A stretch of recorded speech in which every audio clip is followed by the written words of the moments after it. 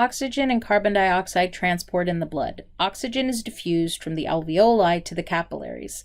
Pretty much we breathe in, it goes into the alveoli, and then the capillaries are bringing blood, and the oxygen moves from the alveoli into the capillaries to bind to hemoglobin in the red blood cells.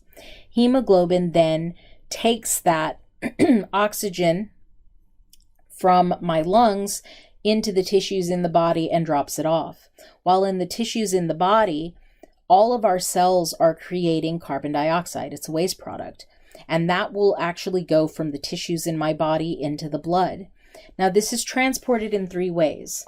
It's dissolved in the plasma, it's attached to hemoglobin, but the majority is actually formed into this thing called a bicarbonate ion. The bicarbonate ion is one of the major reasons why our respiratory system is in charge of controlling our blood's pH. This bicarbonate ion is the buffer that I was talking about before. And to be honest, the majority of the CO2 that we're picking up is converted into this bicarbonate ion to help us control our blood's pH. So normally in class, this is a figure that I go through step by step on the big board, but since I can't expand this and still write on it like I normally do, I cut it up into pieces, but we're still going to be talking about the same figure. So I will have extra slides that you won't have, but we're still talking about this same figure like I normally would in class. So we're going to start on the right side of the heart, going to, the lungs. So in the air, in the actual atmosphere, our oxygen has a partial pressure of 160 and carbon dioxide has a partial pressure of about 0.3. As this comes into the alveoli, remember that it can dissolve in fluid or it can come out of fluid, just like carbonation does in a soda. So by the time that it gets into our alveoli, the partial pressure of oxygen is 104, and the partial pressure of CO2, or carbon dioxide, is 40. So oxygen in the alveoli is at 104. That blood coming from our lungs, our heart, the right side of our heart, actually also has partial pressures associated with it. So the oxygen in our blood has a partial pressure of about 40. Now remember what I said about keeping everything simple. Simple. 104 to 40, which is the larger number? 104. So this moves in this direction. So it'll move from 104 up here down to 40 in here. So basically what I'm doing is I'm moving oxygen from inside the alveoli to inside of my blood. Now, carbon dioxide, CO2, has a partial pressure of 40. So carbon dioxide in the alveoli has a partial pressure of 40.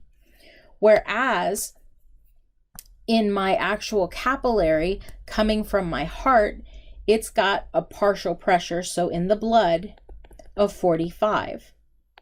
Where is the higher number? 45 to 40, right? So in this case, instead of going from my alveoli to my blood, this is going from my blood into my alveoli. This is why when we breathe out, we say we breathe out carbon dioxide. So this exchange is happening. But remember what I just said about equilibrium. It's not going to be that I take 104 and 40 and I have 144 and now I have 144 here. It has to kind of get to that equilibrium point.